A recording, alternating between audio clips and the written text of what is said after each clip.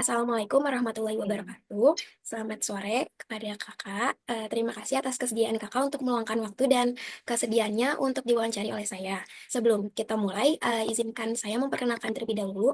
Nama saya Suci Rahmayanti dari Analisis Kimia Angkatan 59.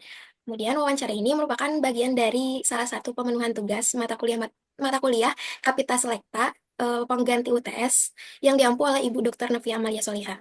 Baik, selanjutnya saya izin mempersilakan Kakak untuk memperkenalkan diri, mungkin seperti nama lengkap, angkatan, dan juga sedikit tentang kesibukan Kakak saat ini. Oke. Perkenalkan, nama saya Oti Herayanti. Saya analisis kimia angkatan 52. Kesibukan saya saat ini tuh bekerja di salah satu perusahaan jasa kebersihan Isoteng gitu. Itu ada di Cilincing, Jakarta Utara. Jadi saya sibuknya tuh kerja dari Senin sampai Sabtu dan off-nya cuma di hari Minggu. Dan saya bekerja sebagai ASE office. Baik, Kak, terima kasih kepada Kak Herianti. Oke, selanjutnya itu izinkan saya memaparkan sedikit dari tujuan pembuatan video sesi wawancara ini, itu untuk menggali pengalaman kakak-kakak alumni di dunia pekerjaan, khususnya terkait proses pencarian kerja, kemudian seleksinya bagaimana, dan juga mengenai upaya apa saja yang kakak lakukan dalam mengupgrade skill setelah menjadi fresh graduate. Jadi pertanyaan yang pertama itu ada bagaimana pengalaman kakak dalam mencari pekerjaan setelah lulus dari program studi analisis kimia? Nah, itu pengalaman berarti ya. Oke, pengalamannya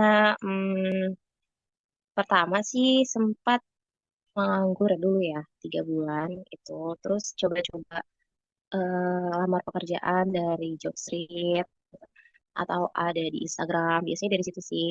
Terus coba-coba aja dulu gitu yang sesuai sama kami kan kita kan analisis nih, jadi coba dulu nih yang jurusannya kimia-kimia gitu. Terus eh, setelah pertama bekerja itu di Cikupa, emang sih agak melenceng nih, bukan agak tapi melenceng jadi admin gitu.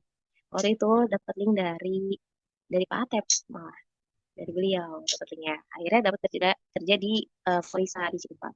Akhirnya abis itu karena udah selesai kontrak cuma 4 tahun, akhirnya pindah nih di yang sekarang. Dan memang sempat juga sih setahun, hampir setahun nganggur gitu ya. Udah coba kemana-mana juga, eh, nggak cuma dari job street sih, malah ada yang dari apa tuh namanya, eh ya pokoknya kalau misalkan ada yang offline juga didatengin gitu lah. Dan nggak cuma admin doang sih, jadi eh, apa ya, kemana aja gitu deh, nggak cuma yang ada di dekat-dekat rumah gitu. Kalau ke Bekasi juga pernah, sampai ke Bekasi, tapi Cianjur juga pernah gitu. Ya cuman bukan milih, emang nggak bisa milih-milih juga, jadi jauhnya itu jadi kita tahu gitu loh, perusahaan ini tuh eh, apa aja tesnya, perusahaan ini apa aja tesnya. Jadi kan udah terbiasa tuh, apalagi tes psikotes ya, yang banyak banget gitu. Jadi kalau setiap perusahaan udah pernah cobain, jadi ke perusahaan yang lain itu udah biasa gitu, jadi banyak. Itu sih kalau pengalamannya. Nah, jadi berarti kakak waktu cari kerja tentunya kan gak langsung dapat gitu ya. Pertanyaan Hmm. selanjutnya itu tuh sistem seleksi atau ya pokoknya seleksi waktu sampai akhirnya dapat pekerjaan ini itu tuh kayak gimana kak? Tiap perusahaan tuh beda-beda sih pasti. Pertama sih biasanya kalau zamannya aku itu masih offline ya, masih banyak yang offline gitu. Jadi sering datang ke perusahaan, nanti tes psikotes itu sih yang pertama. Tes psikotes, nanti tes psikotesnya lulus, biasanya ke HRD gitu.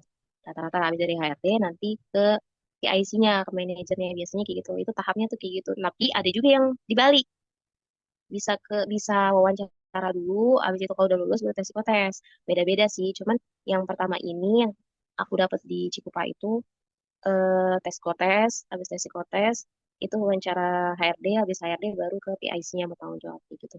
Nah, yang kedua juga hampir sama sih, tapi rata-rata sama kayak gitu. Cuman karena kan zaman aku masih offline, jadi seringnya datang ke kantor gitu. Nggak ada Zoom malah, belum ada Zoom Oke kak, gitu. upaya apa yang kakak lakukan untuk selalu mengupgrade diri setelah menjadi fresh graduate? Upgrade dirinya itu, hmm, pertama sih yang pasti harus percaya diri dulu ya. Percaya diri banget itu. berani kemana aja kalau misalkan dapat panggilan.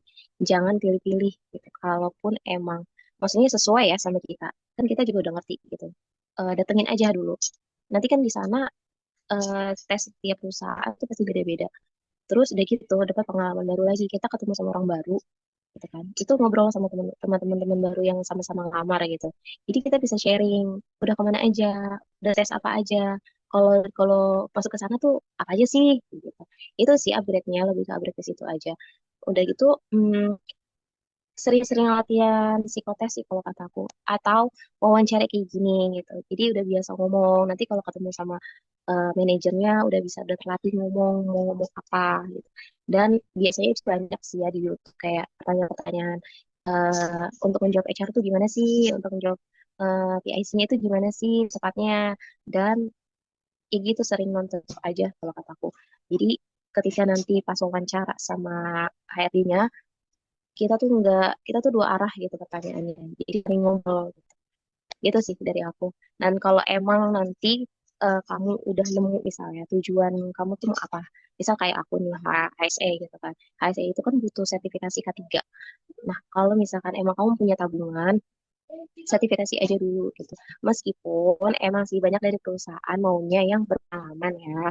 Cuman sih, cuman ya nggak apa-apa gitu kan. Coba aja gitu. Kalau udah punya sertifikasi kan udah, kalau menurut aku sih udah aman gitu. Saja pertanyaan dari saya. Terima Hmm, kasih atas kesediaan kakak untuk menjawab pertanyaan-pertanyaan tadi. Semoga informasi yang kakak berikan dapat bermanfaat bagi saya dan juga teman-teman. Kurang lebihnya oke. mohon maaf. Wassalamualaikum warahmatullahi wabarakatuh. Waalaikumsalam warahmatullahi wabarakatuh.